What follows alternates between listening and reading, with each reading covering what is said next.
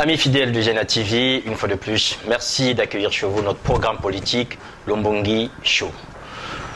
Nous accueillons aujourd'hui un homme qui a fait parler de lui, homme politique, troisième arrondissement de Pointe-Noire, Tietie, juriste aussi, et surtout, il est le président d'une association qui donne de la voix dans la capitale économique du Congo, Tietie Yabeto. Mesdames, Messieurs, accueillez avec moi Monsieur Vivien Romain Manangou. Vivien Manangou, vous avez été candidat à la députation dans cette circonscription de Tietie, où vous avez été battu, mais vous réclamez jusqu'à aujourd'hui que cette victoire vous a été volée. Oui, je n'ai pas été battu. Je n'ai pas été battu puisqu'en réalité, il n'y a pas eu d'élection. Il y a eu une parodie électorale, j'ai eu l'occasion de l'exprimer. D'ailleurs, je crois que c'est assez unanimement que l'ensemble des candidats ont reconnu cette parodie organisée, orchestrée par le PCT et son candidat à Tietie. Mais bon, comme je l'ai dit souvent, la démocratie finira par s'installer. Voilà. Mais sauf que le vainqueur aujourd'hui, fier de sa victoire, Gaëtan Kodia, il continue à siéger. Quelqu'un disait à vaincre sans combattre, on gagne sans gloire, c'est ça? Eh bien, il appréciera celui qui est concerné. Alors, on va revenir sur l'actualité rapidement. Vivien Romain Manangou. Juste hier, une journaliste a été passée à tabac. Je veux parler de Sadio Kanté Morel par la police congolaise, en fait. C'est l'ancien témoignage qu'il a publié sur son profil Facebook. Un petit commentaire par rapport à ça? La presse doit être libre. Elle doit être totalement libre. Les journalistes doivent faire leur travail en toute quiétude. Il est assez contradictoire que le gouvernement congolais ait adopté une loi sur la presse au début des années 2000, une loi très libérale sur la presse, et qu'on continue encore à remarquer des dépressions de toute forme sur la presse. Si on veut véritablement construire cette fameuse démocratie, il faut qu'enfin qu'on comprenne que la presse est le quatrième pouvoir, c'est-à-dire un pouvoir totalement indépendant du pouvoir politique. Il faut donc laisser les journalistes faire leur travail. Alors, laisser les journalistes faire leur travail. Et pour rester sur ce thème des violences policières, je voudrais évoquer avec vous l'opération Bata Yabakolo. Au départ, c'est fait une opération pour lutter contre les Kuluna, et finalement, on s'est rendu compte qu'il y avait quasiment une razzia dans toutes les grandes villes du Congo contre les sujets RDC. Et il y a quelques jours, l'ONU a enjoint le Congo d'arrêter cette opération. Est-ce que vous partagez aujourd'hui l'inquiétude de l'ONU par rapport à cette opération qui, quand même, a causé aussi pas mal de dégâts, notamment psychologiques, chez les enfants et sur certaines personnes? Bien évidemment, il faut sur cette question être précis et sérieux. L'État congolais est un État souverain. Et un État souverain, la souveraineté veut dire qu'un État est libre d'adopter, de prendre des dispositions dans son territoire, dans le territoire qu'il contrôle, pour réguler soit les populations, soit pour assurer la sécurité de ces populations. À partir de là, l'État congolais est libre de décider qui il veut recevoir sur son territoire. Mais une fois qu'on a dit ça, il faut aussi rappeler que les êtres humains ont tous les mêmes droits. C'est-à-dire qu'on ne peut pas traiter des gens comme si on traitait de la bétail. On parle même aujourd'hui des droits des animaux, à plus forte raison. Alors nos dirigeants, je pense, ont fait preuve d'une certaine maladresse en confondant opération sécuritaire et opération d'immigration. Alors, il y a eu plus de 130 000 citoyens de la RDC qui ont été expulsés entre le 26 mai et le 4 avril et le 20 mai. 130 000. En France, 60 millions d'habitants, lorsqu'on expulse 100 000 personnes l'année, le ministre de l'Intérieur passe à la télé crier victoire. Au Congo, on a expulsé nos frères en face, on a expulsé 130 000 parents d'en face en moins de 2 mois. Pour quelle raison? Alors, est-ce parce qu'ils étaient en situation irrégulière? Enfin, il y a des bandits dans le lot et des gens en situation irrégulière. On ne confond jamais un bandit, un délinquant avec quelqu'un. Quelqu'un qui est en situation irrégulière n'est pas un bandit. C'est un délinquant parce qu'il a commis un délit, puisqu'il est en situation irrégulière. Mais combien de Congolais ont des pièces d'identité? Commençons déjà par établir des pièces d'identité à tous les Congolais avant de réclamer des titres de séjour aux étrangers. Et il faut que l'État fasse les choses dans l'ordre. Ne cherchons pas des boucs émissaires. Ne cherchons pas des boucs émissaires. Traitons les problèmes dans l'ordre. Commençons par établir des pièces d'identité. Il y a des citoyens de la RDC, même des citoyens de l'Afrique de l'Ouest, qui achètent des parcelles au Congo sans avoir le titre de séjour. Que fait la mairie? Et puis Un matin, ils se lèvent en disant ils sont tout, ils n'ont pas de papiers. Qu'on chasse les Koulouna, qu'on les pourchasse, qu'on les arrête, c'est très bien. Mais les paisibles citoyens de la RDC, ce n'est pas bien. Alors, les paisibles citoyens de la RDC n'est pas bien, mais la question que je vous posez, vous, en tant que juriste, on n'a pas vu la justice dans cette opération. C'est justement raison de plus pour dire que c'était une opération totalement anarchique, puisque elle est partie d'un arrêté du directeur de la police. À partir du moment où il y a eu des débordements, il fallait que la justice intervienne pour encadrer tout ça, pour encadrer cette opération policière. À partir du moment où il y a des atteintes à des droits humains, c'est bien pourquoi, c'est pour ça que l'ONU est intervenue, pour mettre fin à cette situation qui devenait ingérable. Lorsque vous lâchez la parole publique, que font les peuples? Dans l'incompréhension, ils s'en prennent même à des citoyens, parfois de la RDC, qui sont devenus congolais, qui ont été naturalisés. Il y a même des citoyens de... Moi, je suis de Pointe-Noire, nous avons reçu des témoignages à Pointe-Noire qu'il y a eu des Congolais de la RDC qui sont naturalisés congolais et qui ont été pourtant passés à tabac parce qu'ils auraient des origines de la RDC. C'est un scandale. La responsabilité du gouvernement est engagée dans cette affaire. Fallait-il, dans cette affaire, associer les chefs du quartier et les populations? Parce qu'on a assisté plus ou moins à un mouvement de délation qui a mené les populations à certaines exactions envers des yeux. Le gouvernement, la police ne devait pas faire de confusion. La question n'était pas d'associer. Pour moi, les chefs du quartier n'ont pas de légitimité. Ils n'ont pas de légitimité, d'ailleurs, on ne sait pas comment ils deviennent chefs du quartier. Mais la vraie question, c'est est-ce que le gouvernement pouvait pointer du doigt une catégorie de population sous prétexte que quelques ressortissants de ce pays sont des voyous ou des délinquants? Oui. L'État doit faire des investigations pour rattraper les bandits qui sévissaient au Congo, les mettre en prison ou les expulser, et non pas faire un amalgame entre les citoyens paisibles, certains paisibles citoyens congolais qui vivent au Congo et qui ne demandent qu'à vivre dans la paix. Alors, des gens qui demandent à vivre de la paix, aujourd'hui, les Congolais ont instauré des deux côtés des visas. Est-ce que vous croyez que cela va permettre d'atténuer la situation et surtout de contrôler les flux migratoires entre les deux capitales les plus proches du monde, tel qu'on le dit souvent? L'instauration des visas est une bêtise. C'est une bêtise. Nous sommes moins de 5 millions d'habitants au Congo, Brazzaville. Les autres, ils sont plus de 30 millions. Rien qu'à Kinshasa, ils sont 13 millions. Si nous voulons devenir demain un pays émergent, comme je l'entends dire, le marché d'en face, ce n'est pas le premier marché économique à attaquer. Si nous allons dans la CEMAC, ce n'est pas pour créer une zone de libre-échange. Vous faites des visas entre des gens qui parlent la même langue. Mais lorsqu'on traverse Kinshasa, on arrive à Brazzaville, on parle lingala. C'est quoi cette bêtise? C'est une bêtise. Les problèmes, on ne le règle pas à froid. Les problèmes d'État se règlent dans la concertation, dans la tranquillité.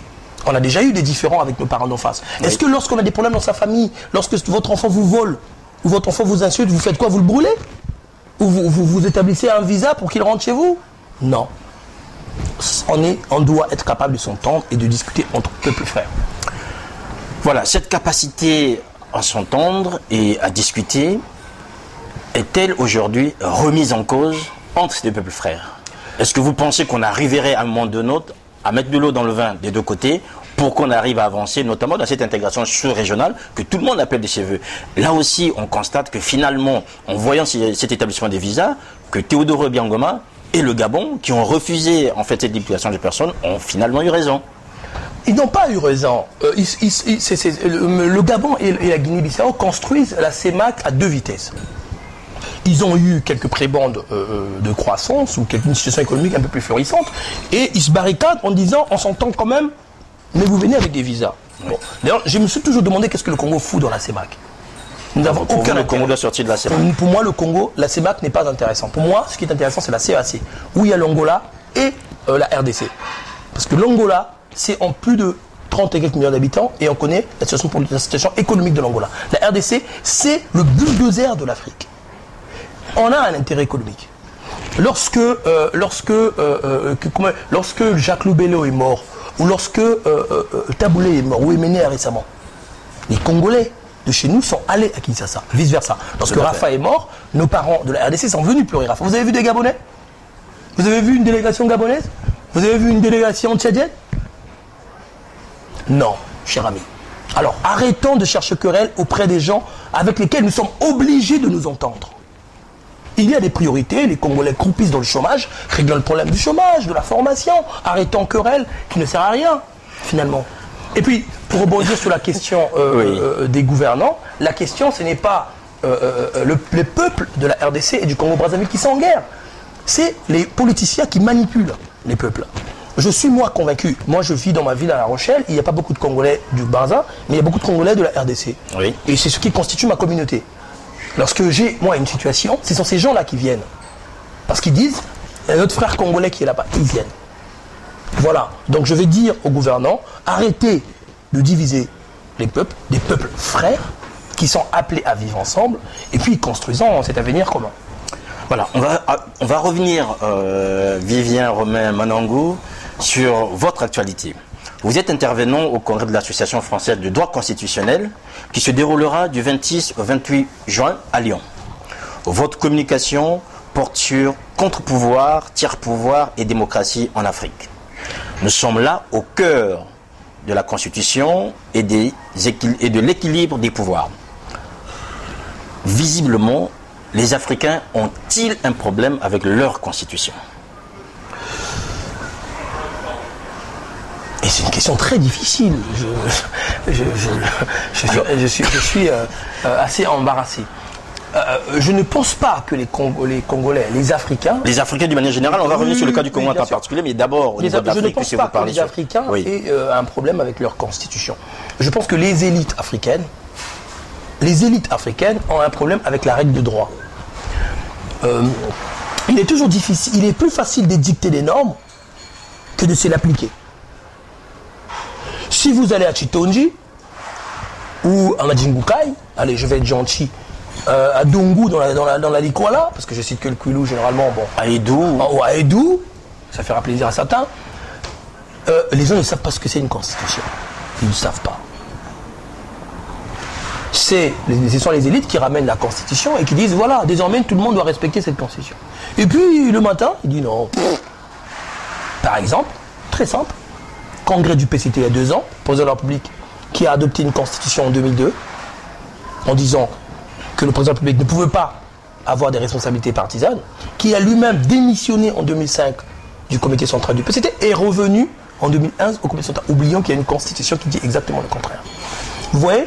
Comment voulez-vous que le peuple comprenne tout ça si les dirigeants ne respectent pas la règle de droit? Alors finalement, je vais peut-être paraphraser Nicolas Sarkozy qui a déclaré à Dakar que l'homme africain n'est pas rentré dans l'histoire. Est-ce qu'on pourrait aujourd'hui dire que le démocrate africain n'a pas intégré la Constitution en fait dans la gouvernance de la chose publique? Alors moi je ne prendrai pas Nicolas Sarkozy pour exemple, c'était une phrase, une grosse connerie qu'il a d'ailleurs lui-même reconnu après. En revanche, que le démocrate africain, non, je pense aussi que non. Pourquoi? Enfin, je pense le contraire. Je pense plutôt que les démocrates africains ont-ils intégré la Constitution dans la gouvernance? Parce qu'on se rend compte qu'ils sont toujours soit en train de contester. Quand on n'est pas au pouvoir, on conteste. Quand on y est, on veut la garder au fur et à mesure. Donc on est sur un yo-yo qui ne garantit pas la bonne gouvernance. Mais que vous pensez qu'ici, les gens ne font pas tout pour rester au pouvoir, pour démarrer au pouvoir. Le seul problème, c'est qu'il faut accepter que la règle de droit s'applique. Le problème de l'Africain, c'est que le droit marche lorsqu'il frappe les autres. Monsieur Ntourou fait je ne sais pas ce qu'il fait à Brazzaville, on envoie les hélicoptères. Là on dit atteinte à l'ordre public, la police sévit. Très bien, c'est le droit. Mais lorsque la Constitution dit vous n'avez plus le droit de vous présenter, respectez-la aussi. C'est aussi le droit qui sévit. Vous comprenez? Le droit, c'est pas à 2 vitesses. Le droit, ça s'applique à monsieur Makosso. Oui. Ça s'applique à monsieur Manangou. De la même manière. Alors, juste pour rester dans cet esprit des Africains et la Constitution ou l'esprit des lois, je voulais revenir à que vous me donniez votre avis sur une intervention qui a été diffusée il y a quelques jours donc sur les ondes de RFI concernant le professeur Placide Modoudou, doyen de la faculté de droit à l'université de Brazzaville, qui dit la chose suivante: l'Africain ayant peur du sorcier, désormais, il faudrait sans doute prêter serment devant le sorcier. Il a cité l'exemple d'une Zobi. Est-ce que vous pensez que là, est-ce une manière d'africaniser la Constitution, puisque beaucoup d'intellectuels africains appellent à cette africanisation des constitutions? Au-delà du professeur Modoudou, au-delà des propos du professeur Modoudou, je vais donner mon avis, au-delà de ses propos, la question de l'africanisation de la Constitution est une grosse esbrouffe. C'est de l'escroquerie intellectuelle. Alors, revenons au professeur Modoudou. Il dit oui. Il faut aller vers un constitutionnalisme africain. Il y a déjà un problème sémantique. Pourquoi dit-il constitutionnalisme? C'est pas africain le constitutionnalisme. Il faut inventer un concept africain pour dire constitutionnalisme. C'est-à-dire qu'il commence par dire constitutionnalisme. Ça veut dire il a tapé à côté là, complètement. Il est à côté de la plaque, s'il faut le dire. Non, je pense qu'il a commis une petite maladresse. C'est des choses qui arrivent, même au plus brillant. Doyen de la faculté de droit qui enseigne quasiment tous les juristes du Congo aujourd'hui se retrouver. Ça peut arriver. Ça peut arriver. Ce que j'essaie d'expliquer là, c'est que lorsque Montesquieu dit dans l'esprit de loi, que le doyen Doudou cite souvent, tout homme qui a du pouvoir est amené à en abuser. C'est pour ça qu'il faut que par la disposition des choses, le pouvoir arrête le pouvoir. Il ne s'adresse pas aux blancs, il ne s'adresse pas aux noirs. Il dit tout homme. Alors, à moins que le doyen Doudou considère que les noirs ne sont pas des hommes, auquel cas, la séparation du pouvoir ne s'applique pas à nous. Mais si il considère que nous sommes des hommes, comme les blancs, ça veut dire que l'esprit des lois s'applique aux Africains. Alors, que nous puissions, ci et là, adapter le constitutionnalisme à des réalités africaines, pourquoi pas? Mais on a commencé à le faire de la Constitution de 2002. Lorsque de la Constitution de 2002, le Constituant reconnaît les droits des peuples. On fait appel à quoi? À la collectivité. Les droits occidentaux sont libéraux, c'est-à-dire individuels. Donc là déjà, on essaie de faire une alliance entre les droits collectifs, les droits des peuples, communautaristes africains, et les droits individuels, libertés occidentaux. On essaie comme ça de faire des alliances. C'est ce qu'il faut faire. Il ne faut pas dire, on va prêter serment sur le Nzobi. Mais comment ça va se faire dans la pratique? Parce qu'il ne faut pas aussi sortir des idées. Et après, bon, on fait. Alors, je pense qu'il doit avoir une idée derrière la tête. Bon, très bien. Les Nzobi, oui, on fait comment? On met le Nzobi, on met le Mianda, Jokwilou, on met le Mukomo de Babembe, on met le Ngwabale, les Nordistes, on fait comment? Et puis après... Le Kwambali chez les Bateke. Et puis on met tout ça, et puis voilà. Bon, écoutez, et après on sanctionne ça comment? On bouffe le président lorsqu'il ne respecte pas les fétiches? Normalement, puisque l'Africain a peur du sorcier, donc c'est la mort qui lui viendra. Normalement. Oui, mais alors là, nous ne sommes plus sur le terrain scientifique. Il faut expliquer au professeur Mododo, parce que c'est quasiment ce qui nous a fait comprendre. Nous sommes dans la fiction. Nous sommes de la fiction et j'invite le professeur Doudou, que j'apprécie beaucoup, à revenir à la science. Et la science, c'est le respect de la norme. Que la norme soit adaptée, soit adaptable, très bien. Mais la norme, elle est universelle. Par ailleurs, au nom de quoi la démocratie qui est la liberté ne serait pas bien pour les Africains? Ça veut dire quoi? Au nom de quoi le pouvoir ne doit pas se limiter? Pourquoi? Ça veut dire quoi? Ça veut dire que l'Afrique serait la terre de la dictature? La terre de la misère éternelle? C'est ce que pense le professeur Doudou? Non, je pense que non. Alors, il faut que l'intellectuel prenne le pas sur le politicien. Parce que je vous rappelle que le professeur Doudou est aussi député du PCT. Donc, parfois, il y a des facilités à parler en tant que politique. Il faudrait que la prochaine fois qu'il se présente en tant que député du PCT et non pas en tant que juriste. Mais là, il était invité en tant que juriste. À mon avis, il faut qu'on l'invite en tant que juriste et constitutionnaliste. À mon avis, il a plus raisonné en tant que député du PCT et conseiller de M. Bouya. Voilà. Revenons sur ces fameux comptes pouvoirs, puisque dans votre texte que vous allez communiquer d'ici quelques jours à Lyon, lors de ce fameux congrès, vous parlez des comptes pouvoirs. Dans un régime aussi présidentiel comme celui du Congo, si on reste hyper présidentialisé, comment les contre-pouvoirs peuvent-ils s'exercer, ou sinon, quelle peut être leur marge de manœuvre? D'autant plus que nous sommes dans un régime où tout le monde, quasiment, tous ceux qui exercent un pouvoir ne rendent compte qu'au président de la République.